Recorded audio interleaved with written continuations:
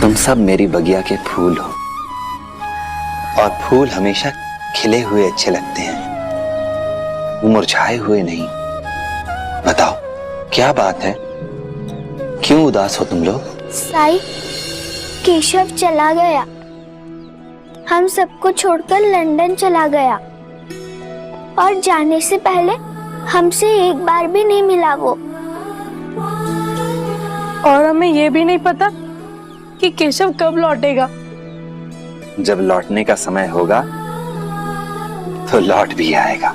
तुम्हारे बारे में चाहे केशव कुछ भी कहे, कुछ भी सोचे, लेकिन हम सब जानते हैं कि तुम केशव से बहुत प्यार करते हो। तो साई, तुमने केशव को लंदन क्यों जाने दिया? अच्छा एक बात बताओ, क्या तुम लोग मानते हो कि जो कुछ भी होता है वो ईश्वर की मर्जी से होता है? हाँ साई।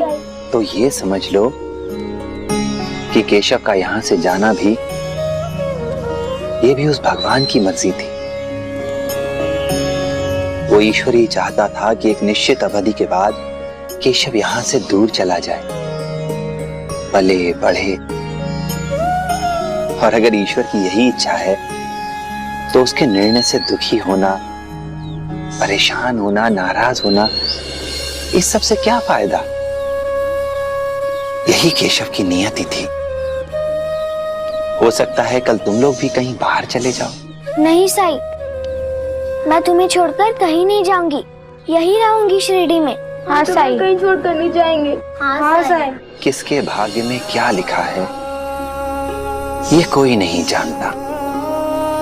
हम इंसान तो केवल योजना बनाते हैं, पर होता वही है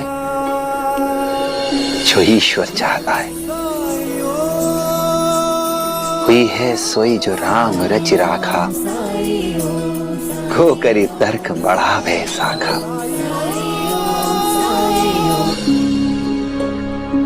भाग्य का सबसे अच्छा उदाहरण इस फूल के सिवा दूसरा कोई नहीं हो सकता। जब एक फूल खिलता है तो वो नहीं जानता कि उसकी नियति क्या है। कुछ फूल ऐसे सजावट के काम में आते हैं, तो कुछ फूल मृत शरीरों पर चढ़ाए जाते हैं, कुछ भगवान के चरणों में अर्पित किए जाते हैं, तो कुछ राहगीर के चरणों तले कुचले जाते हैं। लेकिन साई, अगर सब कुछ भगवान की इच्छा से होता है, फिर भगवान सबसे अच्छा काम क्यों नहीं करवाते? बुरा काम करने से क्यों नहीं रोकते? ईश्वर कभी नहीं चाहता कि उसका कोई भी बच्चा गलत काम करे, बल्कि ईश्वर की तो पूरी कोशिश रहती है कि बुरे काम के साथ साथ मनुष्य के सामने अच्छे काम का विकल्प जरूर रहे। गलत रास्ते के साथ सही रास्ते का विकल्प भी उसे दिखाई दे। और फिर यहां आती है मनुष्य की स्वतंत्र इच्छा,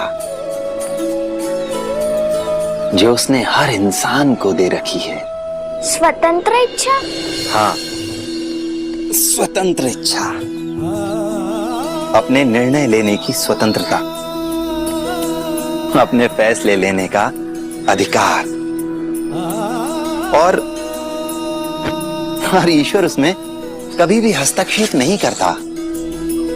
इंसान जो चाहे विकल्प चुन सकता है, लेकिन विकल्प चुनने के अधिकार के साथ साथ मनुष्य को उसके परिणाम भुगतने के लिए भी तैयार रहना होता है,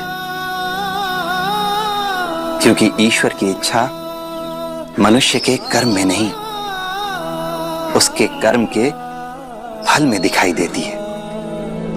समझे? हाँ साई, कि हमें हमेशा अच्छे कर्म ही करने चाहिए। अच्छा साई, आप ये तोरण क्यों बांध रहे हैं? क्या आज कोई खास दिन है या फिर कोई खास मेहमान आने वाले हैं?